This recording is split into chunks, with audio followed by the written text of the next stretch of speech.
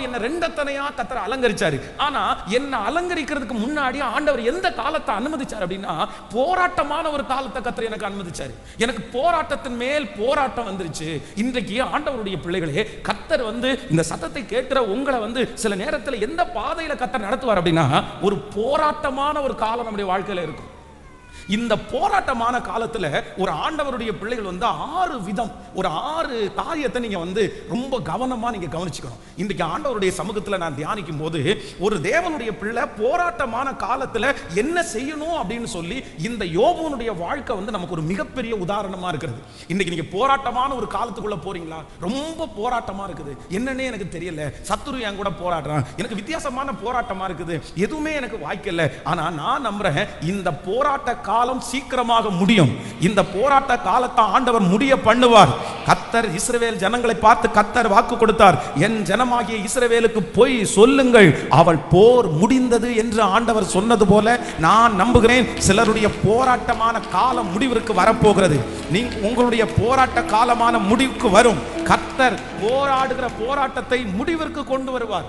போராட்டம் ரொம்ப நாளெல்லாம் தொடராது, ரொம்ப வருஷம் எல்லாம் தொடராது. ஆனா இந்த போராட்டமான காலகட்டத்தை கர்த்தர் அனுமதிக்கிறாருன்னா, ஆண்டவர் உங்களை அலங்கரிக்க போறாருன்னா அர்த்தம். யாரெல்லாம் நான் நல்லா தான் ஜெபம் பண்றேன், நான் ரட்சிக்கப்பட்டேன், நான் திருச்சபைக்கு வர்றேன், நான் என்ன தப்பு பண்ணேன், ஆனா எனக்கு ஒரு போராட்டமாவே இருக்குது, ரொம்ப போராட்டமா இருக்குது, நான் நம்புறேன், எவ்வளவேனும் நீங்கள் கவலைப்பட வேண்டாம், நீங்க வருத்தமே படாதீங்க. கர்த்தர் உங்களை ஒரு போராட்டமான காலத்துக்குள்ள கர்த்தர் அனுமதிக்கிறாரே, ஆனால் உங்களுக்கு நிச்சயமாகவே ஒரு முடிவு உண்டு. உங்களை அலங்கரிக்கிற ஒரு காலம் வரும். யோபுனுடைய போராட்டம் முடிவிற்கு வந்தது போல உங்களுடைய போராட்டத்தை கர்த்தர் ஒரு முடிவிற்கு வர பண்ணுவார். அந்த போராட்டம் சீக்கிரமாய் முடிவிற்கு வரும். அல்லேலூயா. சோ நம்ம அந்த போராட்டமான காலத்துல இந்த யோபுனுடைய ஒரு 6 விதமான காரியத்தை நம்ம பார்க்க போறோம். முதலாவதாக இந்த போராட்டமான காலத்துல ஆண்டவர், இன்னொரு 3 பாயிண்ட், இந்த போராட்டமான காலத்திலே இந்த யோபு, நான் 2 விதமான செய்தியை உங்களுக்கு கொடுக்க போறேன். இந்த போராட்டமான காலத்துல ஆண்டவர் நமக்கு எப்படி இருப்பார், இந்த போராட்டமான காலத்துல நம்ம எப்படி இருக்கணும். இந்த யோபுனுடைய புத்தகத்தை நான் இன்னைக்கு தியானிக்கும் போது ஆண்டவர் இந்த போராட்டமான காலத்துல யோபுக்கு எப்படி இருந்தார் அப்படின்றத வாசிக்கும் போது, வேதத்தில் நீங்க ஒரு வசனத்தை நீங்க வாசிக்க முடியும், எடுத்துக்கொள்ளலாம். அந்த யோபுவின் புஸ்தகத்திலே வாசிக்கலாம். நான் முன்பாக போனாலும் அவர் இல்லை, நான் பின்பாக கிரியை செய்தும் அவரை நான் காணேன், நான் காணாதபடி அவர் ஒளிந்திருக்கிறார். கைகளை உயர்த்தி ஒரு ஹல்லேலூயா சொல்லலாம். ஆனாலும் நான் போகும் வழியை அவர் அறிவார், அவர் என்னை சோதித்த பிறகு பொன்னாக விளங்குவேன். ஒன்று நினைத்துக் கொள்ளுங்கள் கர்த்தருடைய பிள்ளைகளே, இந்த போராட்டமான காலத்திலே இந்த யோபு ஆண்டவரை பற்றி சொல்லும் போது என்ன சொல்றார் அப்படின்னு சொன்னா, இந்த போராட்டமான காலத்துல ஆண்டவர் மறைந்து இருப்பாராமா. ஒரு தேவனுடைய பிள்ளை ஒரு போராட்டமான காலத்துக்குள்ள கடந்து போகும்போது ஆண்டவர் வெளிப்பிரகாரமா இருக்கிறவர் அல்ல. நீங்கள் யோபுவின் புத்தகத்தினுடைய 23ஆம் அதிகாரத்தினுடைய 9வது வசனத்திலே வாசிக்கும் போது, இடதுபுறத்தில் அவர் கிரியை செய்தும் அவரை காணேன், வலதுபுறத்தில் நான் அவரை காணாதபடிக்கு ஒளிந்திருக்கிறார். அவர் எப்படி இருக்கிறாராமா? எல்லாரும் சொல்லுங்க, எப்படி இருக்கிறாராமா? உங்களுடைய வாழ்க்கையிலே சில நேரத்துல போராட்டமான காலத்துல ஆண்டவர் எப்படி இருப்பாராமா? ஒளிஞ்சிருப்பாராமா. ஆனா அவர் இருக்கிறார், அவர் இருக்கிறார், அவர் கண்டிப்பாக இருக்கிறார், அவர் பார்த்து கொண்டுதான் இருக்கிறார். அவருடைய கண்ணுக்கு மறைவானது ஒன்றுமில்லை.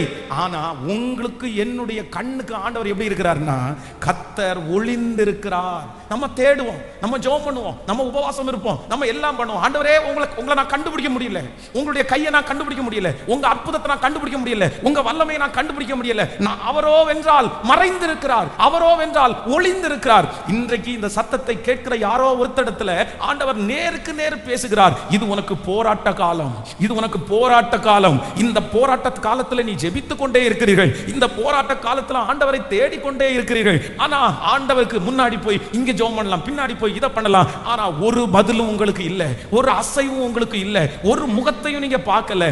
காரணம் என்னன்னா, போராட்டமான காலத்திலே ஆண்டவர் இருக்கிறாரா என்றால் கண்டிப்பாக இருக்கிறார், ஆனால் ஒளிந்திருக்கிறார். கர்த்தர் ஒளிந்திருக்கிறார். ஆண்டவர் ஒளிந்திருக்கிறதுனாலே பார்க்காதவராய் இல்லை, ஆண்டவர் ஒளிந்திருக்கிறதுனாலே உன்னை கைவிட்டதாக அர்த்தம் இல்லை, ஆண்டவர் ஒளிந்திருக்கிறதுனாலே உங்க ஜெபங்கள் கேட்கப்படவில்லை என்று அர்த்தம் இல்லை. ஒளிந்திருக்கிற ஆண்டவர் யோபுனுடைய வாழ்க்கையிலே திடீரென்று ஒரு நாள் முன்பாக தோன்றி அவனுடைய முன்னிலைமையை காட்டிலும் பின்னிலைமையை ஆசீர்வதித்தது போல நான் நம்புகிறேன், உங்கள் போராட்ட காலம் முடிவிற்கு வரும். போராட்ட காலம் முடிவிற்கு வரும். அன்றைக்கு ஒளிந்திருக்கிற அந்த ஆண்டவரை நீங்கள் முகமுகமாய் பார்ப்பீர்கள், முகமுகமாய் பார்ப்பீர்கள். நம்புறவங்க கரங்களை மேல தட்டி ஆமென். அவரோ வென்றால் ஒரே மனமாயிருக்கிறார். அவரை எழுப்பத்தக்கவன் யார்? அவரோ வென்றால் ஒரே மனமாயிருக்கிறார். அவரை எழுப்பத்தக்கவன் யார்? ஹல்லேலூயா. சில நேரத்தில் ஆண்டவர் ஒளிஞ்சிருக்கிறத குறித்து நீங்க சந்தேகமே படக்கூடாது. நம்ம வாழ்க்கையில் ஆண்டவர் சில நேரத்தில் எப்படி இருப்பாருன்னா, கர்த்தர் வெளிப்படையா அவரை காமிக்க மாட்டார். அவரை காமிக்க மாட்டார். அவர் எப்படிதான் இருப்பார்னா, அவர் ஒளிஞ்சு மறைந்திருப்பார், மறைந்திருப்பார், மறைந்திருப்பார். ஏற்ற நேரத்தில் கர்த்தர் வெளிப்படுவார். ஒருவேளை இந்த இப்ப இருக்கிற சிச்சுவேஷன்ல நீங்க இந்த பாதையில நீங்க கடந்து போகாம இருக்கலாம். ஆனா இந்த மாதிரி ஒரு பாதை உங்க வாழ்க்கையில சீக்கிரமாய் கர்த்தர் அனுமதிப்பார். காரணம் என்னன்னா, கர்த்தர் உங்களை அலங்கரிக்கணும்னு கர்த்தர் முடிவெடுத்திருக்கிறார். கர்த்தரை அலங்கரிக்கிறதுக்கு முன்னாடி கர்த்தர் நமக்கு அனுமதிக்கிற ஒரு பாதை போராட்டமான பாதை, ரொம்ப போராட்டமான காலம். இந்த போராட்டமான காலத்திலே இந்த யோபு கண்டுபிடிச்சது என்ன அப்படின்னா, கர்த்தர் மறைந்திருக்கிறார். ஆண்டவர் மறைஞ்சிருக்கிறார்ன்றதுக்காக விட்டுறாதீங்க. ஆண்டவர் மறைஞ்சிருக்கிறார்ன்றதுக்காக ஜோம் பண்ணாம இருக்காதீங்க. ஆண்டவர் மறைஞ்சிருக்கிறார்ன்றதுக்காக ஏற்கனவே இருக்கிற விசுவாசத்தை தளர விட்டுறாதீங்க. அவர் மறைஞ்சிருக்கிறாரே தவிர அவர் மறைந்து போனவர் அல்ல. வேதம் சொல்லுகிறது, அவர் இருக்கிறவரும் அவர் இருந்தவரும் அவர் வருகிறவருமாகிய சர்வ வல்லமை உள்ள கர்த்தர். கர்த்தர் மோசேயை பார்த்து சொல்லுகிறார், நான் இருக்கிறவராகவே இருக்கிறேன், இருக்கிறவராகவே இருக்கிறேன். அவர் ஒளிந்திருக்கிறார், அவர் ஒளிந்திருக்கிறார். யாரோ ஒரு சொல்லுடைய வாழ்க்கையில கர்த்தர் ஒளிஞ்சிருக்கிறார். பாஸ்டர், நீங்க சொல்றது 100% உண்மை பாஸ்டர். என் வாழ்க்கையில ஆண்டவருடைய ஒளிச்சிட்டு இருக்காரு. நான் என்னமோ கத்துறேன், ஜெபம் பண்றேன், எவ்வளோ முயற்சி எடுக்கிறேன், ஆனா எந்த பதிலுமே இல்லை. இருக்கிறாரா இல்லையானே தெரியல, பார்க்கவே முடியல. ஒரு வார்த்தை சொல்லக்கூடாதா, ஒரு பதில் சொல்லக்கூடாதா? அமைதியா இருக்கிறார் பாஸ்டர், தெரியாம இருக்கிறார் பாஸ்டர், மறைஞ்சு இருக்கிறார் பாஸ்டர். ஆனா ஆண்டவர் உங்களுக்கு வாக்கு கொடுக்கிறார். யோபு ஒன்றை கண்டுபிடித்தான், என் ஆண்டவர் மறைஞ்சிருந்தாலும் என் ஆண்டவர் என்னை பார்த்துட்டு தான் இருக்கிறாரு. என் ஆண்டவர் மறைஞ்சிருந்தாலும் என்ன அவர் கைவிட மாட்டாரு. அவர் மறைந்திருக்கிற ஆண்டவர், ஆனால் மறுபடியும் என்னை தூக்கி எடுக்கிறதற்கு கர்த்தர் வல்லவராய் இருக்கிறார். ஹல்லேலூயா. சோ போராட்டமான காலத்துல ஆண்டவர் எப்படி இருப்பார் அப்படின்னு சொன்னா, வேதம் சொல்லுது ஆண்டவர் எப்படி இருப்பாராமா, நம்முடைய போராட்டமான காலத்துல கர்த்தர் மறைஞ்சிருப்பார்.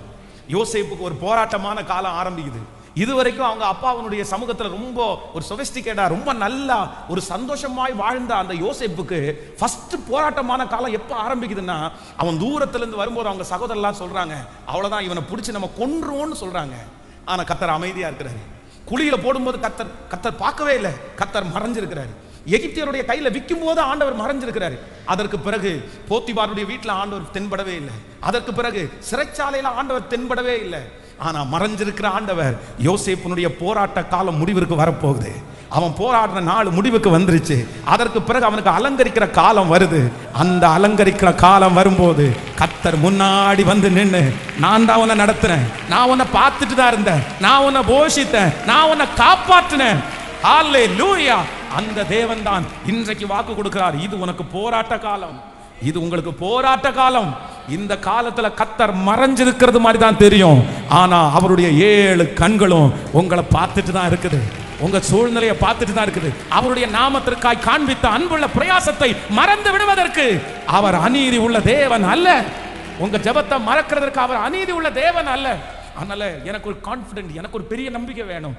என் போராட்டத்தின் காலத்துல கர்த்தர் எனக்கு மறைஞ்சிருந்தாலும், நாம் பார்க்க முடியாட்டாலும் அவரால் என்ன பார்க்க முடியும்.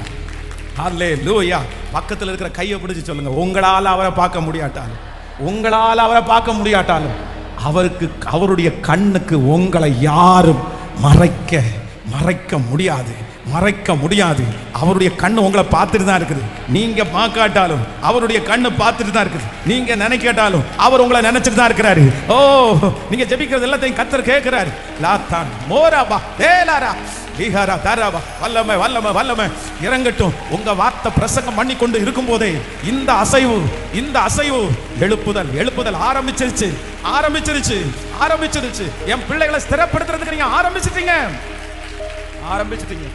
ஹல்லேலூயா. ஆமென். நம்பர் 2, இரண்டாவதாக இந்த யோபு போராட்ட காலத்துல இந்த ஆண்டவர் அவர் கண்டுபிடிக்கிறார். என்ன கண்டுபிடிக்கிறார் அப்படின்னா, நீங்க வாசிக்கும் போது வேதம் சொல்லுது, இவனை கர்த்தர் சத்துருடைய கையிலே ஒப்பு கொடுத்தார் அப்படின்னு ஆண்டவருடைய வார்த்தை. அப்படின்னா பிசாசு பூமி எங்கும் சுற்றி திரிந்து ஆண்டவருடைய சமூகத்துல நிற்கும் போது, நீங்க 2வது அதிகாரத்துல வாசிக்க முடியும்னு நினைக்கிறேன், நிற்கும் போது அந்த சாத்தான் கர்த்தரிடத்துல பர்மிஷன் கேட்கும் போது வேதம் சொல்லுகிறது, 1ஆம் அதிகாரம் 7வது வசனம், கர்த்தர் சாத்தானை பார்த்து நீ எங்கே இருந்து வருகிறாய் என்றார். சாத்தான் கர்த்தருக்கு பிரதி உத்தரமாக, பூமி எங்கும் உலாவி அதிலே சுற்றி திரிந்து வருகிறேன் என்றார்.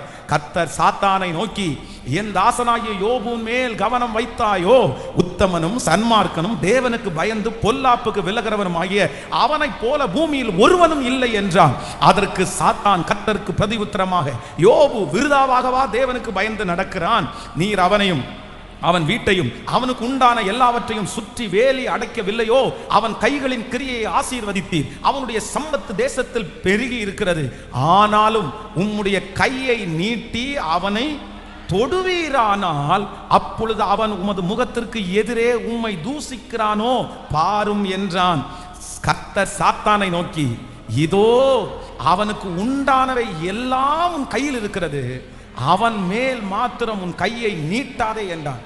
அப்பொழுது சாத்தான் கர்த்தருடைய சன்னதியை விட்டு புறப்பட்டான். ஹலோ, கவனிங்க, போராட்டமான ஒரு காலம் ஆரம்பிக்குது. இது உனக்கு போராட்ட காலம். இந்த போராட்ட காலத்துல ஆண்டவர் எங்கே இருக்கிறார் அப்படின்னா, நம்பர் 1 போராட்ட காலத்துல ஆண்டவர் மறைஞ்சிருக்கிறார். நம்பர் 2, இரண்டாவது, இந்த போராட்ட காலத்துல ஆண்டவர் என்ன பண்றாருன்னா, இந்த யோபுவை பிசாசுனுடைய கையில கர்த்தர் ஒப்பு கொடுத்துட்டார். பிசாசுனுடைய கையில ஆண்டவர் கொடுத்துட்டார். பிசாசுனுடைய கையில கொடுத்தா இந்த பிசாசு சும்மா விடுமா? ஈவு இறக்கம் எல்லாம் பார்க்காது. நீங்க லேகியோன் பிசாசு பிடிச்ச ஒரு மனுஷனை நீங்க வாசிக்க முடியும். லேகியோன் பிசாசு பிடிச்சிருந்த மனுஷன் அவனுக்குள்ள 6000 பிசாசு இருந்துச்சாமா. இந்த பிசாச பன்றிகள் கூட்டத்துக்கு போன்னு சொன்ன உடனே இந்த பன்றிகளால தாங்க முடியாம அத்தனையும் கடல்ல குதிச்சு சூசைட் பண்ணிருச்சாமா. அப்போ இந்த மனுஷனுக்குள்ள அந்த அவ்வளவு பிசாசு எவ்வளவு வேதனைப்படுத்தி இருக்கும். கல்லை எடுத்து தன்னுடைய தலைமையிலே அடிச்சுக்கிட்டான். தனக்கு ரத்தம் வருது, ஆனா வலிக்கல. தனக்கு எலும்பு உடையுது, அவனுக்கு வலிக்கல. இது யார் அப்படின்னா, பிசாசுனுடைய கையில ஒப்பு கொடுத்துட்டாரு. சில நேரத்துல ஆண்டவர் உங்களுடைய போராட்டமான காலத்துல கர்த்தர் யாருடைய கையில ஒப்பு கொடுப்பார் அப்படின்னா, சில நேரத்துல பிசாசுனுடைய கையில ஒப்பு கொடுத்துட்டாரு. இந்த பிசாசுனுடைய கையில ஒப்பு கொடுத்து இவன் சோதிச்சு எல்லாத்தையுமே இழந்துட்டான். இப்போ இவன் சரீரம் மட்டும்தான் இருக்குது. திரும்பியும் இந்த பிசாசு திருப்தி ஆகல. போய் பிசாசுக்கு ஆண்டவருக்கு முன்னாடி நிற்குது. எல்லாத்தையும் ஓகே. அவன் உடனே ஆண்டவர் என்ன சொன்னார் தெரியுமா? சரி, நீ என்ன பண்ணிக்கோ, இன்னும் அவனுடைய சரீரத்தை வேணா நீ தொட்டுக்கோ, ஆனா அவனுடைய ஜீவனை மட்டும் எடுக்கிறதுக்கு உனக்கு பெர்மிஷன் தர மாட்டேன். ஆண்டவருடைய பிள்ளையே, போராட்டமான காலத்துல சில நேரத்துல சத்துருடைய கையில ஆண்டவர் நம்மளை ஒப்பு கொடுப்பார். ஆனா எது மட்டும் மிச்சம் இருக்கும்னா, ஜீவன் மட்டும் மிச்சம் இருக்கும். ஜீவனை மட்டும் கர்த்தர் அவன் கையில கொடுக்க மாட்டாரு. ஒன்னு நினைச்சுக்குங்க, எல்லாமே உங்களை விட்டு போய் வெறும் உயிர் மட்டும் இருக்கா, வெறும் ஜீவன் மட்டும் தான் இருக்கு பாஸ்டர், மற்றபடி நான் நடைபெறும் வேற எல்லாத்தையுமே நான் இழந்துட்டேன்னு சொல்றீங்களா? அந்த ஜீவன் மட்டும் இருந்தாலே போதும். அந்த ஒரு ஜீவன் மறுபடியும் யோபு இழந்து போன அத்தனையும் அவனுக்கு திரும்ப கர்த்தர் கொண்டு வந்தாரா இல்லையா?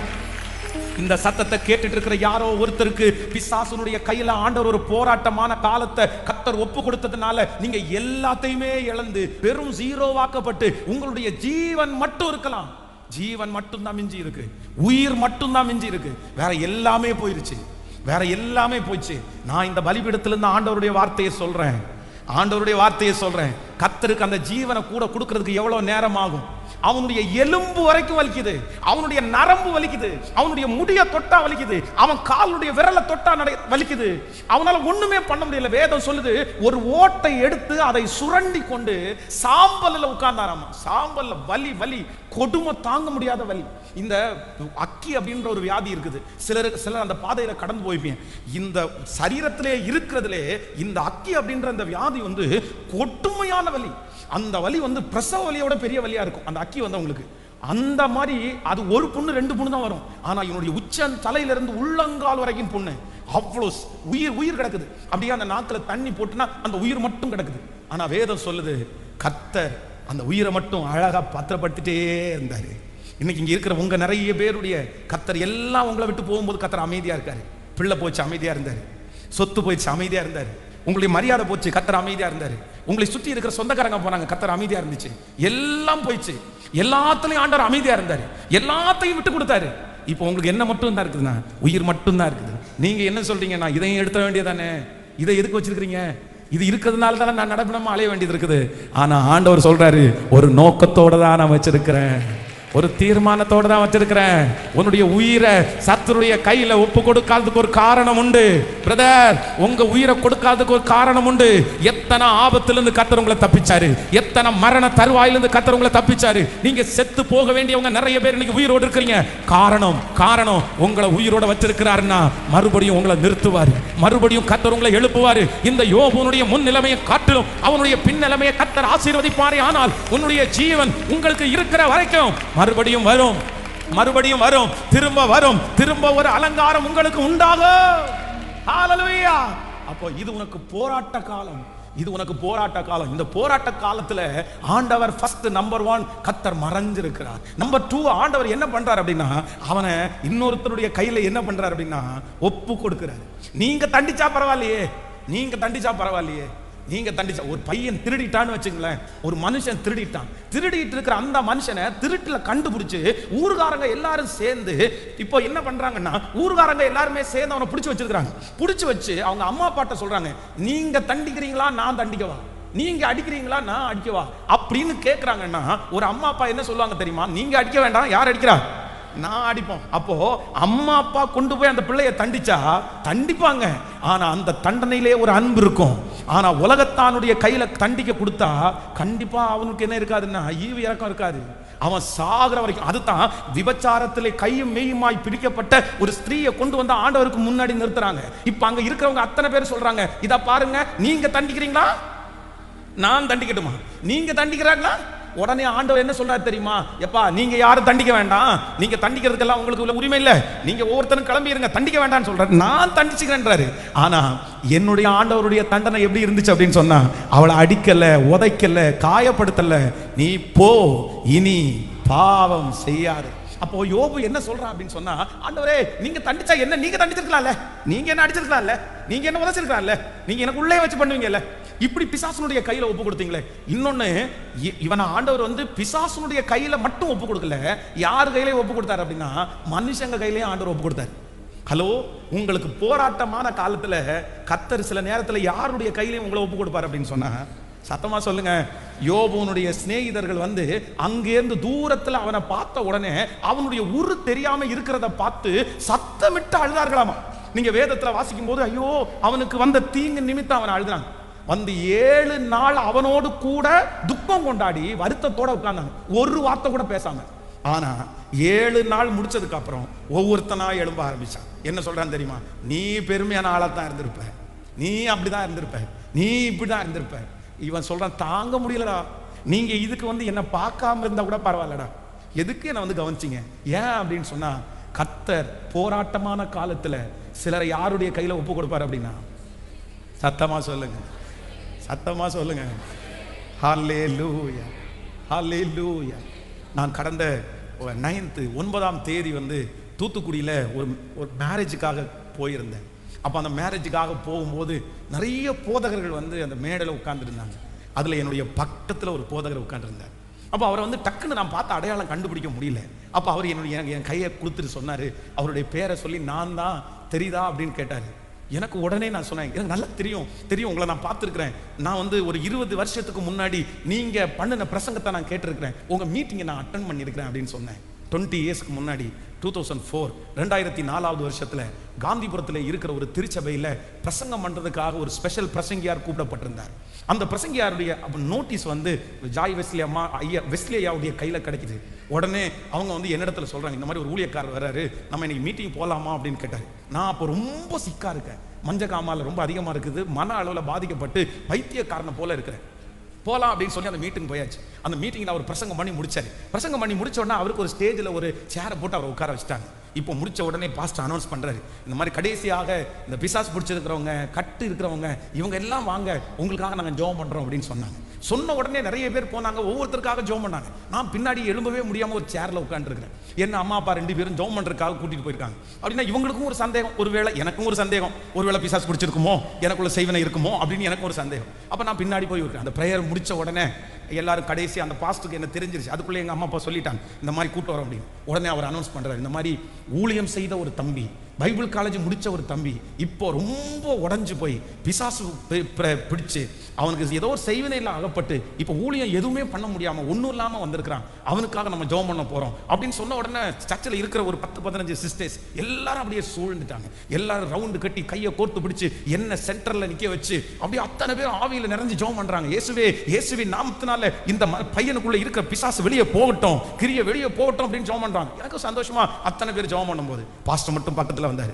பக்கத்துல வந்துட்டு உனக்கு ஏதாவது வாந்தி வர்றது மாதிரி இருக்கா அப்படின்னு கேட்டாரு. எனக்கு அப்படியெல்லாம் ஒன்றும் வரல அப்படின்னாரு. திரும்ப ஜெபம் பண்ண ஆரம்பிச்சாரு. அப்போ வந்து அவருக்கே என்ன தோணுச்சுன்னு தெரியல, ஒரு சிஸ்டரை பார்த்து பாத்ரூம்ல இருந்து ஒரு பக்கெட்டை எடுத்துட்டு வாங்க அப்படின்னாரு. உடனே அவங்க பாத்ரூம்ல இருந்து ஒரு பக்கெட்டை எடுத்துட்டு வந்தாங்க. பக்கெட்டை எடுத்துட்டு வந்தோன்னா அவர் நேர்மையான தலையில பிடிச்சிட்டாரு. தலையில பிடிச்சி குமிச்சிட்டு இயேசுவின் நாமத்தினால எடு வாந்தி, வெளியே வா வெளியே வா. எனக்கு அவருக்கு தெரியும், அவர் ஜெபம் பண்றாரு, அது தப்பு இல்லை. அவர் ஒருவேளை எனக்குள்ள பிசாசு போராட்டம் இருக்குன்னு நினைச்சிருப்பாரு. ஆனா என்னுடைய மனசு அந்த இடத்துல உடஞ்சிச்சு பாருங்க. 3 வருஷம் பைபிள் காலேஜ் படிச்சு முடிச்சு 1 இயர் பைபிள் காலேஜில் வார்டனா இருந்து சென்னையில் 150 பேர் இருந்த ஒரு திருச்சபையை நடத்தி திருச்சியில் 200 பேர் இருக்கிற ஒரு சர்ச்சுக்கு பாஸ்டரா இருந்து எதுவுமே இல்லாம ஒரு பிசாசு பிடிச்சவன மாதிரி தலையை குமிச்சு நீ வாந்தி எடு அப்படின்ற அந்த வார்த்தை அவர் சொல்லும் போது எனக்கு பிசாசு இல்லை பாஸ்டர், எனக்கு செய்வன எதுவுமே இல்லை பாஸ்டர் அப்படின்ற ஒரு தைரியம் கூட எனக்கு இல்லை. ஏன் அப்படின்னு சொன்னா அது எனக்கு போராட்ட காலம், அது எனக்கு போராட்ட காலம். இப்ப என்ன அப்படின்னு சொன்னா மனுஷன் என்ன விளையாண்டாலும் அவர் வேணும்னு செய்யல, அவர் வேணும்னு செய்யறவர் அல்ல. என் மேல பாசம், நான் நல்லா இருக்கணும் அப்படின்னு தான் செஞ்சாங்க. ஆனா என் மனசு ஃபீல் பண்ணுது, அவங்க கையில் அப்படியே ஒப்பு கொடுத்தார். ஸோ 9ஆம் தேதி அந்த கல்யாணத்தில் அந்த பாஸ்டர் என் கையை பிடிச்சி என்ன உங்களுக்கு தெரியுதா என் பேர் இதுதான்னு சொல்லும்போது நான் அன்னைக்கு என்ன நினைச்சேன் அப்படின்னு சொன்னா 20 வருஷத்துக்கு முன்னாடி 20 இயர்ஸ்க்கு முன்னாடி போராட்டமான ஒரு காலம், ஆண்டவர் மறைஞ்சிருந்த ஒரு காலம், ஆண்டவர் மனுஷனுடைய கையில ஒப்பு கொடுத்த காலம். இவங்க நன்மை செய்யறதுக்கு தான் வந்தாங்க, இவனை தேற்றுறதுக்கு தான் வந்தாங்க, இவனை தட்டி கொடுக்கறதுக்கு தான் வந்தாங்க, இவனுக்கு சப்போர்ட் பண்ணி பேசுறதுக்கு தான் வந்தாங்க. ஆனா இந்த யோபு போராட்டமான காலத்துல போயிட்டு இருக்கிறதுனால நல்லது பேச வந்தவனும் திட்டுறான் பாருங்களேன், ஆறுதல் சொல்ல வந்தவனும் காயப்படுத்துறான் பாருங்களேன், அவனை நல்லா ஜெபம் பண்ணி காப்பாத்தணும்னு வந்தவன் கூட அவனுக்கு விரோதமா பேசுறான் பாருங்களேன். ஆண்டவர் அதான் கடைசியில சொல்லும் போது சொல்றாரு, எப்பா என் மகனாகிய யோபு பேசுறது மாதிரி நீங்க பேசலப்பா, நீங்க நிதானமா பேசலப்பா, நீங்க நிதானமா பேசல. எப்படிப்பா தோணும் உனக்கு? நான் இவ்வளவு நிலைமையில இருக்கிறேன், இவ்வளவு மோசமான நிலைமையில இருக்கிறேன், இந்த நேரத்துல நீ இப்படி வந்து சொல்ல தேவையா? இந்த நேரத்துல ஆண்டவர் என்ன தண்டிக்கிறார்னு சொல்ல தேவையா? இந்த நேரத்துல நீ தப்பு பண்ணிருப்பேன்னு சொல்ல தேவையா? நிறைய நேரத்துல ஆண்டவர் போராட்டமான காலத்துக்குள்ள போகும்போது நிறைய மனுஷனுடைய கையில ஒப்பு கொடுப்பாரு.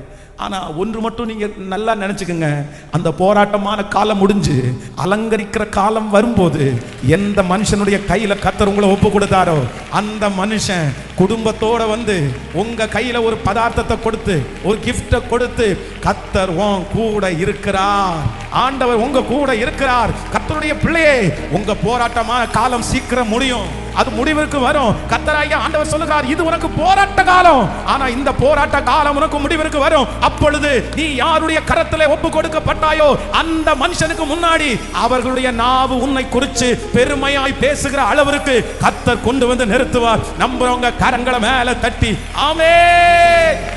வாக்கு தத்தங்கள் அவருக்குள்ள ஆம் என்றும் ஆமென் என்றும் இருக்கிறது அல்லவா? ஹalleluya. எத்தனை பேர் ஆமோதிக்கிறீர்கள்? ஹalleluya. ஃப்ரெண்ட்ஸ் பேசுறது கூட பரவாயில்ல, ஃப்ரெண்ட்ஸுடைய கையில ஆண்டவர் ஒப்பு கொடுத்தது கூட பரவாயில்ல. யார் பேசுறா? ஹலோ, யார் பேசுறாங்க? அவரை பற்றி நல்லா தெரிஞ்சவங்க, அவங்கள பற்றி நல்லா தெரிஞ்சவங்க. வேதம் சொல்லுது, உத்தமனும் சன்மார்க்கனும் தேவனுக்கு பயந்து பொல்லாப்புக்கு விலகிறவனும். வேதமே ஒரு மனுஷனை குறித்து சாட்சி கொடுக்கணும்னு சொன்னா கண்டிப்பா வேதம் வந்து வெளி தோற்றத்தை வச்சு சாட்சி. ஆண்டவரிடத்திலே சாட்சியை பெற்ற ஒரு மனுஷனை இப்போ போராட்டமான காலத்துல யார் திட்டுறா? ஹலோ சிஸ்டர், பிரதர், என் அன்பு தகப்பனே, தாயே, உங்களுக்கு போராட்டமான ஒரு காலத்துக்குள்ள நீங்க போவீங்கன்னா ரோட்ல போற குறைக்காத நாய் கூட நம்மளை பார்த்து குலைக்கும். ஹலோ, அதுக்கு குலைக்கிறதுக்கே தெரியாது, அது குலைச்சு பார்த்துருக்கவே மாட்டோம். ஆனா நீங்க ரோட்ல நடக்கும்போது அந்த ஓனரே சொல்லுவாரு, இந்த நாய் யாரை பார்த்தாலும் சத்தம் போடாது, ஆனா உங்களை பார்த்து என்னமோ சத்தம் போடுது. அப்படி சொன்னாலே நீங்க நினைச்சுக்க வேண்டியதான், நீங்க எந்த காலத்துல போயிட்டு இருக்கீங்கன்னா. ஹலோ, யார என்ன ஏன் பாச திட்டுறாங்க? எனக்கு எதுவும் இப்படி பேசுறாங்க? நான் என்ன பண்ணினேன்? நான் என்ன செஞ்சேன்? இவெல்லாம் பேசுறான், இந்த மனுஷன் எல்லாம் பேசுறாங்க, என்கிட்ட வாங்கி சாப்பிட்ட இவங்க பேசுறாங்க, உதவி பெற்ற இவங்க பேசுறாங்க. இவங்க பேசலாமா பாஸ்டர்? ஆனா போராட்டமான காலத்துல என்னுடைய ஆண்டவர் யோபு எப்படி நடத்தினார் அப்படின்னு சொன்னா, ஒப்பு கொடுத்துட்டாரு. பிசாஸ் கையிலையும் ஒப்பு கொடுத்துட்டாரு, மனுஷன் கையிலையும் ஒப்பு கொடுத்துட்டாரு. சிலருடைய வாழ்க்கையில ஆண்டவர் உங்களை அப்படிதான் ஒப்பு கொடுத்துருக்கிறாரு. சத்துருடைய கையிலையும் ஒப்பு கொடுத்துட்டாரு, மனுஷனுடைய கையிலையும் ஒப்பு கொடுத்துட்டாரு. ஆனா நீங்க ஒண்ணு நினைச்சுக்குங்க, இது கொஞ்ச நாள் தான், இது கொஞ்ச நாள் தான், இது கொஞ்ச நாள் தான். இந்த மனுஷனுடைய நாவை கத்தர் கட்டி போடுவார், இந்த சத்துருடைய பலத்தை கத்தர் அடக்குவார். இது முடியும். இந்த போராட்டமான காலம் உங்களுக்கு முடியும். இந்த போராட்டமான காலத்தை கத்தர் முடிய பண்ணுகிறதற்கு வல்லவரா இருக்கிறார். ஹalleluya. நம்பர் 3, மூன்றாவதாக இந்த போராட்டமான காலத்துல ஆண்டவர் இந்த யோபுக்கு என்ன பண்ணார் அப்படின்னு சொன்னா, வேதம் சொல்கிறது, அவர் என்னை சோதித்த பிறகு நான் பொன்னாக விளங்குவேன். நம்பர் 3, மூன்றாவது போராட்டமான காலத்துல ஆண்டவர் உங்களுக்கு பண்ணுகிற ப்ராசஸ் என்ன அப்படின்னு சொன்னா, கர்த்தர் உங்களை சோதிப்பார். பக்கத்துல இருக்கிற கையை பிடிச்சு சொல்லுங்க, ஆண்டவர் உங்களை சோதிப்பார். ஆண்டவர் உங்களை சோதிப்பார். சத்தமா சொல்லுங்க, கர்த்தர் உங்களை சோதிப்பார். ஆனா நீங்க என்னவா விளங்கணும் அப்படின்னு சொன்னா, போராட்டமான காலத்துல நீங்க பொன்னா விளங்கணும். போராட்டமான காலத்துல நீங்க பொன்னா விளங்கணும். யோபு சாதாரணமான காலத்துல மட்டும் பொன்னா விளங்கல, போராட்டமான காலத்துல பொன்னாய் விளங்கினான். யோசேப்பு சாதாரணமான காலத்துல பொன்னா விளங்கல, போராட்டமான காலத்துல பொன்னாய் விளங்கினான். உங்களுக்கு போராட்ட காலம் என்று ஒன்றை கர்த்தர் அனுமதித்தால் ஆண்டவர் என்ன பண்ணுவார் அப்படின்னு சொன்னா, உங்களை சோதிப்பார். என் பிள்ளை இதுல என்ன தூசிக்கிறானா, இதுல சாட்சியா நிக்கிறானா, இதுல நல்லா இருக்கிறானா, இதுல பரிசுத்தமா வாழ்றானா, இந்த நேரத்துல என்ன விட்டுட்டு போகாம இருக்கிறானா, முதல்ல மாதிரி என்ன நேசிக்கிறானா, இப்படி கர்த்தர் எதிர்பார்ப்பார். கர்த்தர் எதிர்பார்ப்பார். ஆனா நீங்க ஒரு முடிவெடுக்கணும். என்ன முடிவெடுக்கணும் அப்படின்னு சொன்னா, நான் பொன்னாக பொன்னாக. ஹல்லேலூயா, ஹல்லேலூயா. சோ கிட்டத்தட்ட 9 months 9 மாதம் நான் ஒரு போராட்டமான சூழ்நிலை கடந்து போகும்போது இதே போலதான் நான் உண்மையிலே ஆண்டவருடைய பிள்ளைகளை ஒரு நாள் கூட ஆண்டவரை தூசிச்சதில்லை, ஒரு நாள் கூட ஆண்டவர்கிட்ட கேள்வி கேட்டதில்லை, ஒரு நாள் கூட தற்கொலை பண்ணணும்னு சொன்னதில்லை, ஒரு நாள் கூட ஏன் ஆண்டவரே இப்படி பண்றீங்கன்னு கேட்டதே இல்லை. அந்த சோதனையினுடைய காலம் முடிஞ்சதுக்கு அப்புறம் என்னை கர்த்தர் பொன்னாக பொன்னாக என்னை பொன்னாய் விளங்க பண்ணினார். யாரோ ஒருத்தரத்துல ஆண்டவர் தீர்க்க தரிசனமா சொல்றாரு, மகனே இந்த போராட்டமான காலத்துல உன்னை நான் சோதிக்கிறேன், உன்னை நான் சோதிக்கிறேன். உனக்கு ஒரு பெரிய சோதனையின் காலம் இது. போராட்டத்தின் காலம் மட்டும் இல்ல, உன்னை சோதிப்பதற்காக வைத்திருக்கிற காலம். ஆனா ஆண்டவர் உங்க மேல நம்பிக்கை வைக்கிறாரு. பிசாசின் இடத்துல போய் சொல்றாரு, என் பிள்ளை இப்ப நான் சோதிப்பேன், என் பிள்ளை பொன்னாக தான் விளங்குவான், என் பிள்ளை கண்டிப்பா இந்த இடத்துல என்ன தூசிக்க மாட்டான், இந்த பிள்ளை சாட்சியா நிப்பான்னு சொல்லி சத்துருவிடத்துல கர்த்தர் பேசுறாரு. உங்களை வச்சு கர்த்தர் பிசாசின் இடத்துல டீல் பண்றாரு. இன்றைக்கு இந்த சத்தத்தை கேட்கிற ஏதோ ஒரு சகோதரனுக்காக சகோதரிக்காய் கர்த்தர் தீர்க்க தரிசனமா சொல்றாரு, மகனே பிசாசு கர்த்தருக்கு முன்னாடி வந்து நிக்கிறான்.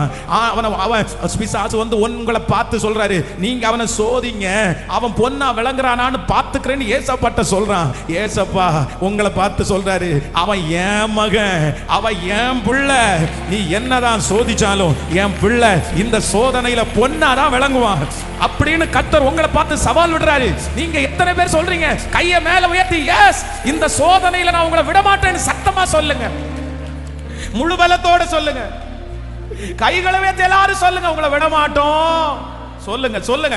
கர்த்தர் அதை எதிர்பார்க்கிறார், கர்த்தர் அதை எதிர்பார்க்கிறார். சொந்தக்காரங்க திட்டட்டும் பரவாயில்ல ஆண்டவரே, தீமை வரட்டும் பரவாயில்ல ஆண்டவரே, நான் வலதுபுறமும் இடதுபுறமும் சாய மாட்டேன், சாய மாட்டேன், சாய மாட்டேன். சொல்லுங்க, ஆண்டவரை பார்த்து சொல்லுங்க, என்ன வந்தாலும் நான் உங்களை விட மாட்டேன், உங்களை விட்டு கொடுக்க மாட்டேன், உங்களை விட்டு தூரம் போக மாட்டேன். ஹல்லேலூயா. பரிசுத்தமா நான் வாழ்வேன், உமக்கு உண்மையா வாழ்வேன். மரணமானாலும் ஜீவனானாலும் கிறிஸ்துவின் அன்பை விட்டு என்னை பிரிப்பவன் யார்? உபத்திரமோ வியாகுலமோ பசியோ பட்டினியோ நிர்வாணமோ நாசமோசமோ இவை அனைத்தும் கிறிஸ்துவின் அன்பை விட்டு என்னை பிரிக்க மாட்டாது என்று சொல்லுங்க. நிச்சயித்திருக்கிறேன். லாதானா மாரா ஹதலா ரோதாராலா லித்தானா மோராலா தாராலா லபதர ஹதரலரமா லோதன ரமதன ரஹதல ரம. உறுதியாய் பற்றிக்கொள், உறுதியாய் பற்றிக்கொள், உறுதியாய் பற்றிக்கொள், விடாபிடியாய் பற்றிக்கொள். அந்த பக்கம் இந்த பக்கம் திரும்பாதே. கர்த்தர் சொல்கிறார், ஜெயித்து முன்னேறு. அவர் உயிரோடு இருக்கிறார், அவர் உயிரோடு இருக்கிறார். ஆராதிக்கிற தேவன் உயிரோடு இருக்கிறார். அவர் ஜீவிக்கிறார், அவர் ஜீவிக்கிறார். ஹalleluya. பிசாசு வெட்கப்பட்டு போறான், சத்துரு வெட்கப்பட்டு போறான். ஆண்டவர் உங்களை குறித்து சத்துருடத்துல சொன்ன அந்த சவாலை உங்க மூலமாய் கர்த்தர் நிறைவேற்ற போறார், நிறைவேற்ற போறார். போராட்டமான காலத்தில் ஆண்டவர் சத்துருடைய கையில ஒப்பு கொடுக்கும் போது, மனுஷங்க கையில ஒப்பு கொடுக்கும் போது நீங்க ரொம்ப ஜாக்கிரதையா இருக்கணும், ரொம்ப ஜாக்கிரதையா இருக்கணும். இல்ல நான் விட்டு தர மாட்டேன். அவர் என்ன டெஸ்ட் பண்ணும் போது அவர் என்ன பண்றாரு? நீங்க சுத்த தங்கமா அப்படின்னு கர்த்தர் டெஸ்ட் பண்றாரு. எப்படி டெஸ்ட் பண்றாரு?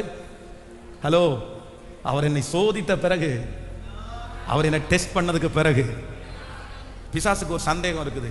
இது சுத்த பொண்ணா டூப்ளிகேட்டான சந்தேகமா இருக்குது. ஆண்டவரிடத்துல போய் பிசாசு அதான் சொல்றான், உன் பையன் யோபு சுத்த தங்கம்னு நீங்க சொல்றீங்க, நான் சொல்றேன் ஒரு அக்கினியை மட்டும் கொடுத்து அவனை எரிய வைங்க, அவன் சுத்த தங்கமா டூப்ளிகேட் தங்கமான்னு இப்ப தெரியும்னு பிசாசு போய் ஏசப்பாட்ட சொல்றான். ஏசப்பாட்ட சொல்லி முடிச்ச உடனே போராட்டம் ஆரம்பிக்குது. உடனே ஏசப்பா சொல்றாரு, நான் எதுக்கு டெஸ்ட் பண்ணணும், நீயே கேட்கல.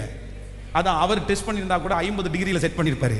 இவன் செட் பண்ணனா 7 மடங்கு அக்னியில தானே சோதிப்பான். ஏன்னா சுத்த தங்கமா இல்லையான்னு டெஸ்ட் பண்ணணும்ல. இவன் கையில கொடுத்த உடனே இவனுக்கு ஒரே ஜாலி ஆயிடுச்சு. என் கையிலே கொடுத்துட்டீங்களா அவனை, இப்ப பாருங்க நான் டெஸ்ட் பண்றேன் அப்படின்னா எல்லாத்தையும் அழிச்சு உடம்புல வியாதி வரைக்கும் கொண்டு வந்து யோபு சொல்றான், என் எலும்பு கூட வலிக்குதுன்னு சொல்றான். அந்த அளவிற்கு சோதனையை கொடுத்ததுக்கு அப்புறமும் யோபு ஒரு ஸ்டேட்மெண்ட் சொல்றாரு, ஆனாலும் நான் போகும் வழியை அவர் அறிவார். நானாலும் நான் போகும் வழியை அவர் அறிவார். அவர் என்னை சோதித்த பிறகு, பிசாசு சோதிக்கிறான்னு யோபுக்கு தெரியல, ஆனா இயேசு சோதிக்கிறாருன்னு அவர் நினைச்சிட்டான். அவர் சொல்லும் போது சொல்லுகிறார், நான் ஹல்லேலூயா. எத்தனை பேர் நீங்க பொருத்தனை எடுக்கிறீங்க? எத்தனை பேர் உங்களை ஒப்பு கொடுக்குறீங்க? நீங்க எப்படி விளங்கணும்? எப்படி விளங்கணும்? எதுல நீங்க பொன்னா விளங்கணும்? உபத்திரவத்தில், போராட்டத்தில் நீங்க பொன்னா விளங்கணும். நான் இந்த பலிபீடத்தில் இந்த வார்த்தையை பிரசங்கம் பண்ணும்போது அப்படியே நான் ஜெபம் பண்றேன். இன்னைக்கு இந்த திருச்சபையில இத்தனை ஜனங்களுக்கு முன்னாடி நிக்கிறேன் அப்படின்னு சொன்னா, இந்த பாதையை நான் கடந்து வந்திருக்கிறேன். இந்த பாதை என்னன்னு எனக்கு தெரியும். இந்த பாதைக்குள்ளாக ஆண்டவர் என்னை அழைச்சு போயிருக்கிறாரு. அந்த பாதைக்குள்ளாக கர்த்தர் என்னை டெஸ்ட் பண்ணும்போது முடிஞ்ச வரைக்கும் அப்படியே ஒப்பு கொடுத்து நின்னதுனால இன்றைக்கு அவர் அலங்கரிக்கிறதை என் கண்ணு பார்க்குது. உங்களுக்கு அது செய்யாம இருப்பாரா? உங்களுக்கு அது செய்யாம இருப்பாரா? கண்டிப்பாக ஆண்டவர் செய்வார். ஹல்லேலூயா. இப்போ இந்த போராட்டமான காலத்துல ஆண்டவர் எப்படி இருப்பார் அப்படின்னு தெரிஞ்சிருச்சு. இப்போ இந்த போராட்டமான காலத்துல ஆண்டவர் யோபுனிடத்துல சிலதை எதிர்பார்த்தார். வேகமாய் சொல்லி உங்களுக்கு கடந்து போறேன். ஒன்னு, நம்பர் 1, நீங்க யோபு 42ஆம் அதிகாரத்தினுடைய 7வது 8வது வசனத்தை வாசிங்க. 7வது 8வது வசனம் 42:7. இந்த கர்த்தர் இந்த வார்த்தைகளை யோபுவோட பேசின பின் கர்த்தர் தேமானியனாகிய எலிப்பாசை நோக்கி, உன்மேலும் உன் 2 சிநேகிதர் மேலும் எனக்கு கோபம் மூழ்கிறது. என் தாசனாகிய யோபு பேசினது போல் நீங்கள் என்னை குறித்து நிதானமாய் பேசவில்லை. ஹலோ, நல்லா கவனிச்சுக்குங்க. ஆண்டவர் போராட்டமான பாதையில உங்களிடத்துல எதிர்பார்க்கிற ஒண்ணு என்ன அப்படின்னு சொன்னா, போராட்டமான காலத்துல நாம் விசுவாசமான வார்த்தையை பேசணும். விசுவாசமான வார்த்தையை பேசணும். பிரதர், நீங்க ஒரு போராட்டமான காலத்துல போயிட்டு இருக்கீங்களா? சிஸ்டர், நீங்க ஒரு போராட்டமான பாதையில கர்த்தர் உங்களை கொண்டு போயிருக்கிறாரா? இது உனக்கு போராட்ட காலம், இது உனக்கு போராட்ட காலம். அந்த போராட்ட காலத்துல எல்லாமே உங்களுக்கு எதிரா இருக்குதா? ஆனா இந்த யோபு செஞ்சது என்ன தெரியுமா? அவனுடைய வாயிலிருந்து என்ன வருது அப்படின்னு சொன்னா, விசுவாசமான வார்த்தை, ஃபெய்த்தான வார்த்தை. நான் போகும் வழி அவர் அறிவார் என்கிற ஃபெய்த்தான வார்த்தை. அவர் என்னை கொன்று போட்டாலும் அவர் மேல் நம்பிக்கையா இருப்பேன் என்கிற வார்த்தை. நீ பைத்தியக்காரி பேசுகிறது போல் பேசுகிறாய். கர்த்தர் கையிலே நன்மையை பெற்ற நாம் தீமையை பெற வேண்டாமோ? கர்த்தர் கொடுத்தார், கர்த்தர் எடுத்தார். கர்த்தருடைய நாமத்திற்கு ஸ்தோத்திரம். உங்க வாயிலிருந்து ஒரு வார்த்தை வந்துட்டே இருக்கணும். கர்த்தருக்கு ஸ்தோத்திரம், ஆண்டவருக்கு ஸ்தோத்திரம், இந்த பாதைக்காக ஸ்தோத்திரம், இந்த பலவீனத்திற்காக ஸ்தோத்திரம், இந்த அவமானத்திற்காக ஸ்தோத்திரம், இந்த இழப்பிற்காக ஸ்தோத்திரம், இந்த வேதனைக்காக ஸ்தோத்திரம். எனக்கு ஒண்ணு தெரியும், நான் ஆராதிக்கிற இஸ்ரவேலின் தேவனாகிய கர்த்தர் உறங்குவதும் இல்லை, தூங்குவதும் இல்லை. அவர் எனக்கு நிழலா இருக்கிறார். நான் போராட்டமான பாதையில கண்டிப்பா நான் எப்படி பேச மாட்டேன்னா அவ்விசுவாசமா நான் பேச போறது இல்லை. எத்தனை பேர் விசுவாசமா? எத்தனை பேர் விசுவாசமா? கைகளை மேல உயர்த்தி சொல்லுங்க. நீ நல்லவர்னு சொல்லுங்க, நீர் பெரியவர்னு சொல்லுங்க. இந்த சூழ்நிலையை நீர் மாற்றுவீர்னு எனக்கு தெரியும். இந்த பாதை எனக்கு மாறும்னு தெரியும். நான் நிற்பேன் எனக்கு தெரியும். நீர் என்னை எழுப்புவீர் எனக்கு தெரியும். நான் உங்களுக்காக சாட்சியா வாழுவேன், நான் ஓடுவேன். நீர் என்னை எழுப்பி நிறுத்துவீர். ஒரு நாள் நான் தலை குனிஞ்ச அதே தெருவில் என் தலையை நிமிர பண்ணுவீர். ஒரு நாள் அதே இடத்துல நீர் என்னை அலங்கரிப்பீர். சொல்லுங்க, நீர் எனக்கு தருவீர், நீர் எனக்கு தருவீர். அந்த விசுவாசமான வார்த்தையை பேசுங்க. நான் என்னுடைய இருதயம் சந்தோஷப்படும். அன்னாளுடைய இருதயம் சந்தோஷப்பட்டது மாதிரி என்னுடைய இருதயத்தை கர்த்தர் சந்தோஷப்படுத்துறதற்கு கர்த்தர் வல்லவராய் இருக்கிறார். Thank you Jesus. Hallelujah. இது உனக்கு போராட்ட காலம்.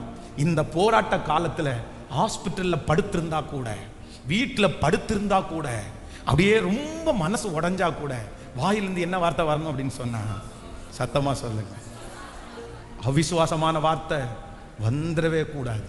ஹல்லேலூயா. எப்படி இந்த யோபுவால பேச முடியுது? எப்படி பேச முடியுது?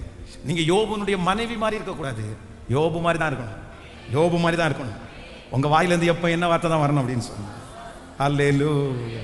எனக்கு குறித்திருக்கிறதை அவர் நிறைவேற்றுவார். எனக்கு குறித்திருக்கிறதை அவர் நிறைவேற்றுவார். தேவரீ, நீர் சகலத்தையும் செய்ய வல்லவர். நீர் செய்ய நினைத்தது ஒன்றும் தடைபடாது. இந்த தோல் முதலானவைகள் அழுகி போனது பின்போ நான் பார்ப்பேன், அந்நிய கண்கள் அல்ல, என் கண்களே அவரை காணும். இந்த மாதிரி ஃபெய்த்தா பேசுகிற சிலரை கர்த்தர் இந்த இடத்துல எதிர்பார்க்கிறார். இந்த சத்தத்தை கேட்கிற நிறைய பேரை கர்த்தர் எதிர்பார்க்கிறார். மகனே, இது உனக்கு போராட்ட காலம். மகளே, இது உனக்கு போராட்ட காலம். ஆனா உங்க வாயிலிருந்து கர்த்தரை துதிக்கிற வார்த்தை, விசுவாசமான வார்த்தை, நீங்க அறிக்கை செய்ய நீங்க பேச அந்த வார்த்தைகளுக்கு கர்த்தர் உயிர் கொடுக்கிறார். அந்த வார்த்தைகளுக்கு கர்த்தர் உயிர் கொடுக்கிறார். லாதானா மரஹதலா லபரதோல ஹரதனமா. Thank you Jesus. Thank you Jesus. பேசாதீங்க, அவிசுவாசமான வார்த்தை பேசாதீங்க. உங்க வாயிலிருந்து அவிசுவாசமான வார்த்தை வரக்கூடாது. நீங்க வேவு பார்க்க போன அந்த 8 பேர் மாதிரி கிடையாது, அந்த 10 பேர் மாதிரி கிடையாது. நீங்க ஜோஷுவாவும் காலேப் மாதிரி இருக்கணும். நீங்க ஜோஷுவா காலேப், உங்க வாயிலிருந்து விசுவாசமான வார்த்தை தான் வரணும். கர்த்தர் நம்மோடு கூட இருந்தால் அந்த மலை நாட்டை நாம் சுதந்தரிப்போம் என்று தான் வரணும். கர்த்தர் அந்த 10 பேர் இல்ல, உங்க 2 பேர் யோசுவா காலேப்பினுடைய அந்த ஆவி உள்ளவர்களை கர்த்தர் தனியாய் பிரித்தெடுக்கிறார். சொல்லுங்க, என் பிள்ளையை நீர் வாழ வைக்க போகிறதற்காக நன்றி, என் குடும்பத்தை நீ வாழ வைக்க போகிறதற்காக நன்றி, என்ன வாழ வைக்க போகிறதற்காக நன்றி. சொல்லுங்க பிரதர், வாலிப தம்பி தங்கச்சி, நீ சத்தமா ஏசப்பாட்ட பேசு. பிசாசுவான் வாயில நெகட்டிவான வார்த்தைகளை பேச சொல்லிட்டே இருப்பான், அவிசுவாசமான வார்த்தைகளை சொல்லிட்டே இருப்பான். இல்ல தேவரீ, நீர் சகலத்தையும் செய்ய வல்லவர். நீர் செய்ய நினைத்தது ஒன்றும் தடைபடாது. அறிக்கை செய்ய இப்பொழுது உங்கள் உச்சம் தலையிலிருந்து உள்ள கால் வரை கர்த்தருடைய வல்லமை புறப்பட்டு வருது, கர்த்தருடைய மகிமை புறப்பட்டு வருது. லீதா அனாமா ரஹதா லோதாரமா ரஹதாராமா லீதாரானாமா ரடராலதா ரஹதாராலாமா. ஜீசஸ் கிருபை இயேசுவே. இப்போ அந்த விசுவாசமான வார்த்தை சொல்லப்படும் போதே தேவனுடைய மகிமை ஊற்றப்படுவதாக. ஸ்தோத்திரம். ஹல்லேலூயா. அற்பமான என் ஆரம்பத்தை சம்பூரணமாய் மாற்றுவே. நான் கண்ணீரோடு விதைத்ததெல்லாம் கம்பீரமாய் யாருக்கு செய்வே. அற்பமான என் ஆரம்பத்தை சம்பூரணமாய் மாற்றுவே. கண்ணீரோடு விதைத்ததெல்லாம் கம்பீரமாய் யாருக்கு செய்வே. எல்லா இயேசுக்கு சித்தினா முடிந்ததே, தகவோ தொடங்கினதே. எல்லா இயேசுக்கு சித்தினா முடிந்ததே, தகவோ தொடங்கினதே. கைகளை மேல தட்டி எச்சடா தெய்வமே சொல்லுவோம், யெகோவா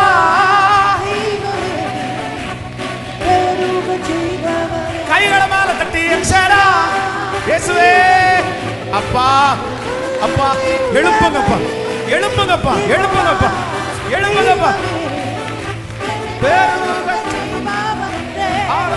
என் வாழ்க்கை பயணமெல்லாம் முன் செல்லும் மகிமை மேகமே. தள்ளாடினான் போது என்னை தாங்கிடும் கரம் நான் கண்டேனே. என் வாழ்க்கை பயணமெல்லாம் முன் செல்லும் மகிமையின் மேகமே. தள்ளாடி நான் நடக்கும் போது என்னை தாங்கிடும் கரம் நான் கண்டேனே. எந்த குறைவெல்லாம் நிறைவாய் வறட்சியை செழிப்பாய் வாழ்நாளெல்லாம் போஷிப்பீ. எந்த குறைவெல்லாம் நிறைவாக்கி வறட்சியை செழிப்பாய் வாழ்நாளெல்லாம் போஷி. கைகளை மேல கட்டி சேராய் எல்லாரும் பாடுவோம்.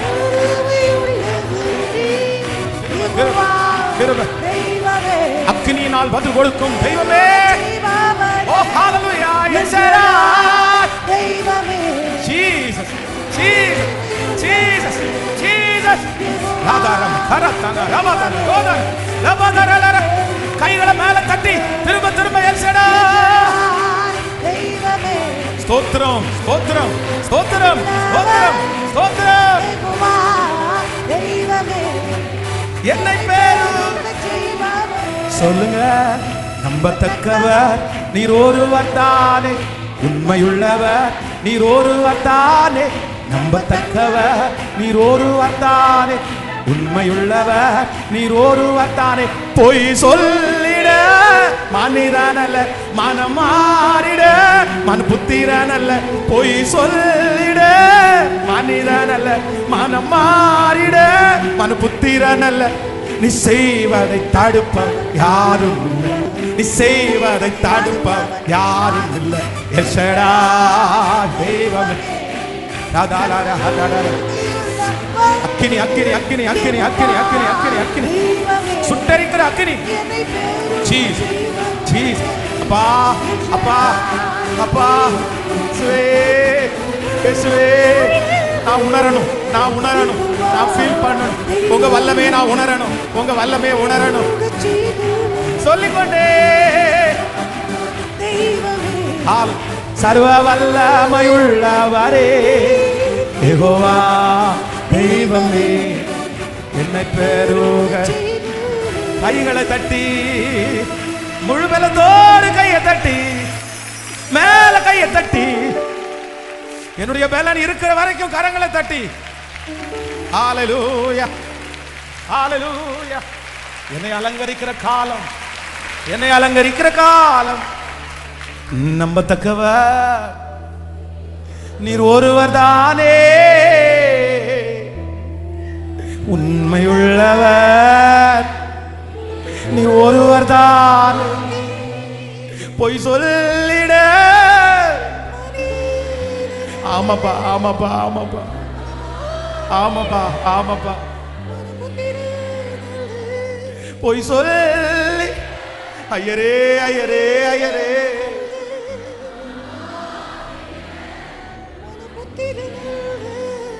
நீ செய்வதை நன்றியப்பா நன்றி.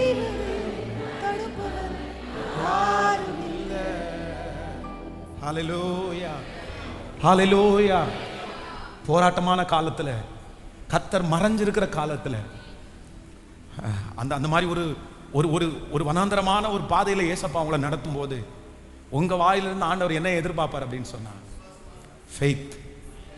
இஸ்ரவேல் ஜனங்கள் கானான் தேசத்துல ஆண்டவர் வனாந்தரத்துல நடத்தும் போது 20 லட்சம் பேர்ல இந்த 2 பேரும் போய் மற்றவங்க யாரும் போகாம இருக்கிறதுக்கு காரணம் என்ன தெரியுமா? 20 வயசுக்கு மேல இருக்கிற எல்லாருமே வனாந்தரத்துல செத்து மடிஞ்சதுக்கு காரணம் என்ன தெரியுமா? அவங்க வனாந்தரத்துல நடத்தும் போது என்ன வார்த்தையை பேசல சொல்லுங்க பிரதர். கர்த்தர் நடத்துகிற இந்த பாதையில நீங்க நெகட்டிவா பேசாதீங்க பேசாதீங்க பேசாதீங்க. ஒன்னும் யோசிக்க வேண்டாம். இதை விட எவ்வளவு பெரிய பிரச்சனை இருந்தெல்லாம் கர்த்தர் உங்களை தூக்கி எடுத்திருக்கிறாரு. மேகம் போன்ற இத்தனை திரளான சாட்சிகள் நம்மை சுற்றி நெருங்கி நிற்க, உங்களுக்கு முன்னாடி எனக்கு முன்னாடி நிற்கிற சாட்சிகள் 1-2 இல்ல, மேகம் போன்ற திரளான சாட்சி, திரளான சாட்சி. இவ்வளவு சாட்சி உங்களுக்கு முன்னாடி நிற்கும் போது கர்த்தர் உங்களை ஒரு வனாந்தரமான பாதையில கர்த்தர் நடத்தும் போது உங்க வாயிலிருந்து மட்டும் என்ன வார்த்தை வரணும்னா, செய்வாரு பாஸ்டர் ஆண்டவர், நடத்துவாரு பாஸ்டர் ஆண்டவர், விடுவிப்பார் பாஸ்டர் ஆண்டவர், உயர்த்துவார் பாஸ்டர் ஆண்டவர், ஆண்டவரால முடியும் பாஸ்டர், கர்த்தர் எனக்காக யாவையும் செய்து முடிப்பார். என் தகப்பனும் என் தாயும் என்னை கைவிட்டாலும் கர்த்தர் என்னை சேர்த்துக் கொள்ளுவார். உம்மாலே நான் ஒரு சேனைக்குள் பாய்வேன், என் தேவனாலே எந்த மதிலையும் தாண்டுவேன். தாண்டுவேன். ஃபெய்த்ஃபுல் ஹல்லேலூயா. ஸோ நம்பர் 2 இரண்டாவதாக இந்த ஒரு பீரியட் ஆண்டவர் வந்து இந்த மாதிரி இந்த காலத்துக்குள்ள அலங்கரிக்கிற காலத்திற்கு முன்பாக இந்த போராட்ட காலத்தில் நடத்தும் போது கர்த்தர் வந்து யோபுனிடத்துல என்ன எதிர்பார்த்தார் அப்படின்னு சொன்னா, ஒரு வசனத்தை வாசிக்க முடியும். 12ஆம் அதிகாரத்தினுடைய 4வது வசனம். 12ஆம் அதிகாரம் 4வது வசனம். யோபு 12ஆம் அதிகாரம் 4வது வசனம். என் சிநேகிதரால் நான் நிந்திக்கப்பட்டு தேவனை நோக்கி பிரார்த்திப்பேன், அவர் எனக்கு மறு உத்தரவு அருளுவார். உத்தமனாகிய நீதிமான் பரியாசம் பண்ணப்படுகிற இன்னொரு கூட விஷயம் கூட வாசிக்கலாம் அந்த வசனத்தை. 4வது வசனம். என் சிநேகிதரால் நான் நிந்திக்கப்பட்டு தேவனை நோக்கி பிரார்த்திப்பேன், அவர் எனக்கு மறு உத்தரவு அருளுவார். உத்தமனாகிய நீதிமான் பரியாசம் பண்ணப்படுகிறான். இந்த வசனம் நான் என்ன நம்புறேன் அப்படின்னு சொன்னா, இந்த யோபு வந்து இந்த போராட்டமான காலத்துக்குள்ள போகும்போது தனக்கு எத்தனையோ பிரச்சனை வந்தாலும் மனசுக்குள்ள ஒரு முடிவு எடுக்கிறாரு.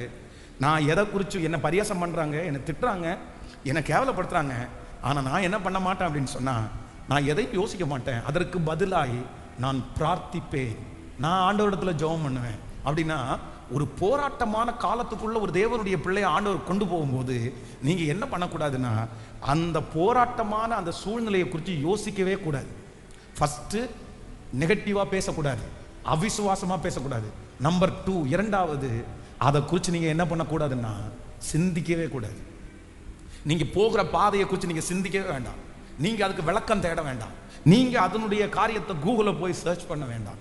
இது இப்படி இருக்கா, அப்படி இருக்கா, இது எப்படி இருக்கு, அவங்களுக்கு எப்படி இருந்துச்சு, இவங்களுக்கு எப்படி இருந்துச்சு. நோ நோ நோ, நீங்க எதையுமே யோசிக்க வேண்டாம், ஃப்ரீயா விடுங்க. ஆராய்ச்சி பண்ணுகிற வேலை நமக்கு அல்ல. போராட்டமான காலத்துக்குள்ள ஒரு தேவனுடைய பிள்ளை போகும்போது நீங்க என்ன பண்ணிடக்கூடாதுன்னா ஆராய்ச்சி பண்ணக்கூடாது. நான் போகும் வழியை அவர் அறிவார். நான் ஆராய வேண்டிய தேவை. நீங்க ஆராய்ஞ்சிங்கன்னா சோர்ந்து போவீங்க. நீங்க ஆராய்ச்சி பார்த்தீங்கன்னா பயப்படுவீங்க. நீங்க ஆராய்ச்சி பார்த்தீங்கன்னா உங்களுக்கு கண்ணு முன்னாடி இருக்கிறது எல்லாமே நெகட்டிவா தான் தெரியும். நீங்க யோசிச்சீங்கன்னா அந்த யோசனை உங்களை எவ்வளவு டவுனா வேணாலும் கொண்டு போகும். அதற்கு மாறாக இன்றைக்கு பரிசுத்த ஆவியானவர் சொல்லுகிறார், இது உனக்கு போராட்டமான காலம். ஆனா இந்த போராட்டமான காலத்துல அதான் நான் அடிக்கடி சொல்ல, ஸ்டாப் திங்கிங். நீ யோசிக்கிறத நிறுத்து மகளே. ஏன் என் பிள்ளைக்கு இப்படி இருக்குது, ஏன் என் மகனுக்கு இப்படி இருக்குது, ஏன் எனக்கு இப்படி வந்துருச்சு. கர்த்தர் சொல்றாரு, ஒன்றும் இல்லை, எல்லாத்தையும் திங்க் பண்றதை ஸ்டாப் பண்ணு. கர்த்தர் யெகோவா ஈரே, அவர் பார்த்து கொள்வதற்கு வல்லவராய் இருக்கிறார்.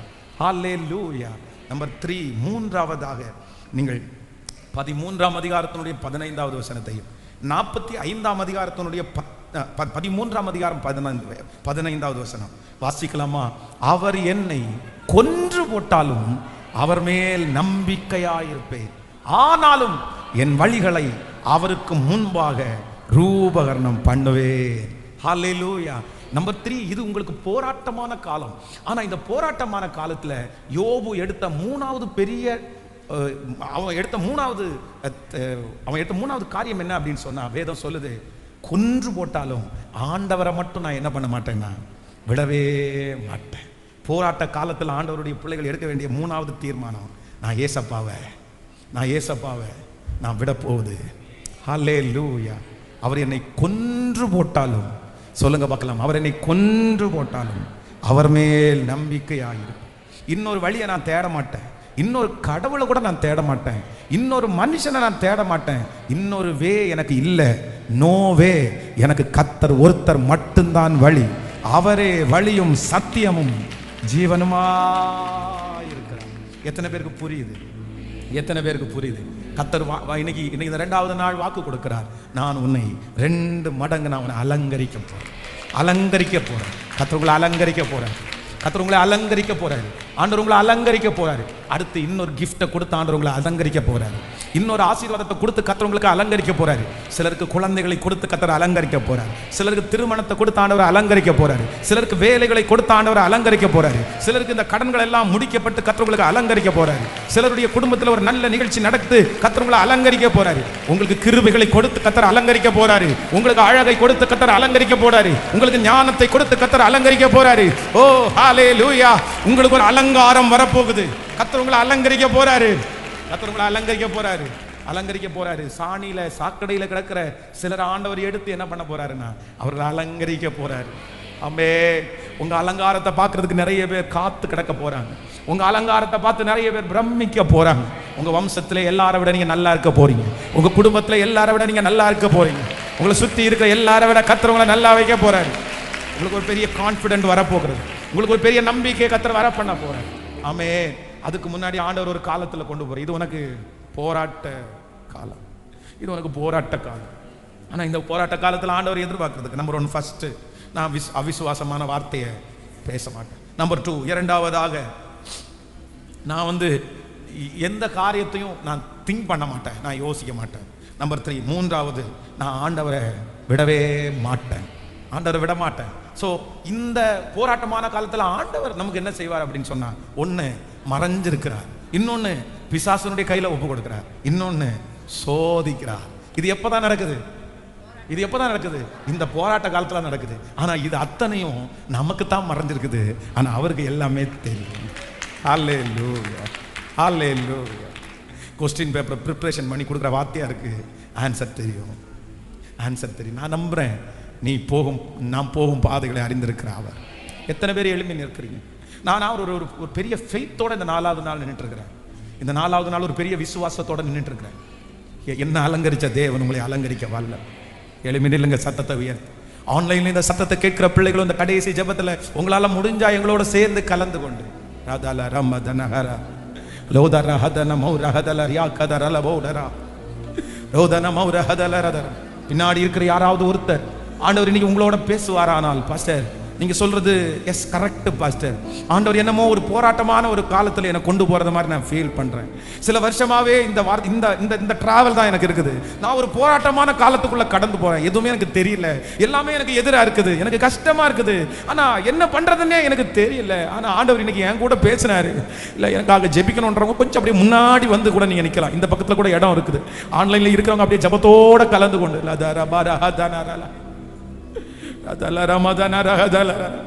கைகளை அப்படியே உயர்த்தி கர்த்தருடைய சமூகத்துல ஜெபம் பண்ணிட்டேன். இயேசுவே இயேசுவே இயேசுவே இயேசுவே, நீ நல்லவர், நீ நல்லவர், நீ நல்லவர், நீ நல்லவர், நீ நல்லவர்.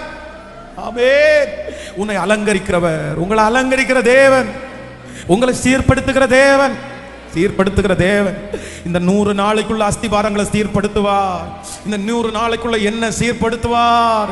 இந்த 100 நாளைக்குள்ள என்னிடத்துல இருக்கிற எல்லாத்தையும் அவர் சீர்படுத்துகிற தேவன்.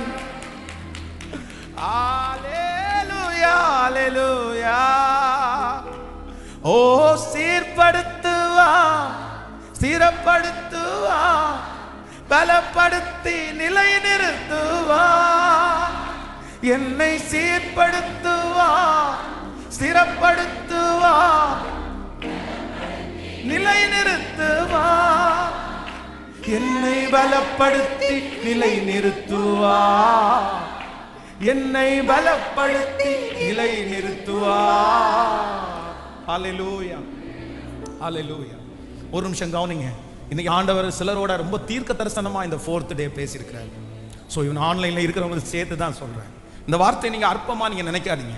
இந்த வார்த்தையை சீரியஸ்னஸ் இல்லாம நீங்க எடுக்காதீங்க. இந்த வார்த்தை ட்ரூ, இந்த வார்த்தை உண்மை, இந்த வார்த்தை உண்மை, 100% உண்மை. நீங்க ஸ்கிப் பண்ணி விடாதீங்க, நீங்க தள்ளி விடாதீங்க. ஆண்டவர் உங்களுக்கு வாக்கு கொடுக்கிறாரு. யோபுவை அலங்கரித்த கர்த்தர், யோசேப்பை அலங்கரிக்கிற கர்த்தர், தாவீதை அலங்கரிக்கிற கர்த்தர், என்னையும் அலங்கரிக்கிறதுக்கு கர்த்தர் வல்லவராக இருக்கிறார். ஹல்லேலூயா. அது உங்களுக்கு ஆச்சரியமா இருக்கும், அது உங்களுக்கு பிரமிப்பா இருக்கும், பிரமிப்பா இருக்கும். ஆமென், ஆமென். ஆனா நீங்க ரொம்ப கவனமா இருக்கணும். இந்த 3 காரியத்தை நீங்க ரொம்ப இன்னையிலிருந்து சொல்லுங்க. இந்த 100 டேஸ் நீங்க சொல்லணும். ஒண்ணு, உங்க வாயிலிருந்து என்ன வார்த்தை தான் வரணும் அப்படின்னு சொன்னா விசுவாசமான வார்த்தை தான். நீங்க பேசிட்டே இருங்க, நீங்க பேசிட்டே இருங்க. ஃபெய்த்தான வார்த்தையை நீங்க பேசிட்டே இருங்க. சத்துரு உங்களுக்குள்ள நெகட்டிவ் விதைக்க விதைக்க நீங்க ஆப்போசிட்டா சொல்லிட்டே இருங்க. இல்லப்பா, என் மீட்பர் உயிரோடு இருக்கிறார், என் மீட்பர் உயிரோடு இருக்கிறார், என் மீட்பர் உயிரோடு இருக்கிறார். அவர் என்னை கொண்டு போட்டால் அவர் மேல் நம்பிக்கையாயிருப்பேன். Faith, faith, faith. நம்பர் 2, இரண்டாவதாக ஸ்டாப் திங்க் பண்றத ஆராய்ஞ்சு பார்க்கவே கூடாது. கவனிங்க, கர்த்தர் உங்களுக்கு நடத்துறதை நீங்க ஆராய்ஞ்சு பார்த்தீங்கன்னா உங்களுக்கு ஒரு ஆன்சரும் கிடைக்காது, ஆன்சரும் கிடைக்காது. யாராவது சொல்லி அங்க போய் டெஸ்ட் பண்ணுங்க, இதை பண்ண, அதை பண்ணுங்கன்னா அதுக்கு முடிவே இருக்காது. அது எல்லாரும் பயப்படுத்துவாங்க. கூகுள் உங்களை பயப்படுத்தும். நீங்க பார்க்குற அந்த எந்த சோசியல் மீடியாவும் உங்களை பயப்படுத்தும். உங்க பிரச்சனையை மட்டும் சோசியல் மீடியாட்ட நீங்க சொல்லி பாருங்க. உங்க பிரச்சனையை அத்தனையும் டைப் பண்ணி கூகுள்ல போட்டு பாருங்களேன். அந்த கூகுள் அடுத்த வார்த்தை என்ன சொல்லும் தெரியுமா? இப்படிப்பட்ட ஒரு ஆள் உயிரோடு இருக்கிறதுக்கு வாய்ப்பே இல்லைன்னு சொல்லும். ஹலோ, அப்படித்தானே சொல்லும். இத்தனை பிரச்சனையா இல்லைன்னா என்ன சொல்லணும்? பேசாம நீ போய் செத்துருன்னு சொல்லும். இப்படி இந்த இவ்வளோ பிரச்சனையோட அது அவ்வளோதான். அந்த கூகுள் அவ்வளோதான் அறிவு, அப்படிதான் சொல்ல முடியும். ஆனா கர்த்தர் அப்படி அல்ல. நீ நினைக்காத, நீ யோசிக்காத, முந்தினதை நினைக்க வேண்டாம், பூர்வமானதை சிந்திக்க வேண்டாம். இதோ நான் உனக்கு ஒரு புதிய காரியத்தை செய்வேன்.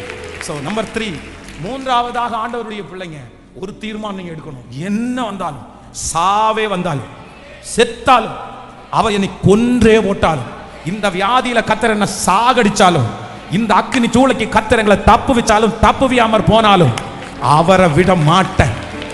உங்களை விட மாட்டேன். ஏசப்பாவை விட மாட்டேன். Thank you Jesus. பாடலாம் சேர்ந்து என்னை சீர்படுத்துகிற தேவன். இந்த பாட்டை நான் பாடிட்டே இருக்கும் போது நீங்க எல்லாம் இந்த வார்த்தையை சொல்லி சொல்லி ஜெபம் பண்ணி இந்த வார்த்தையை இந்த நாளை நிறைவு செய்ய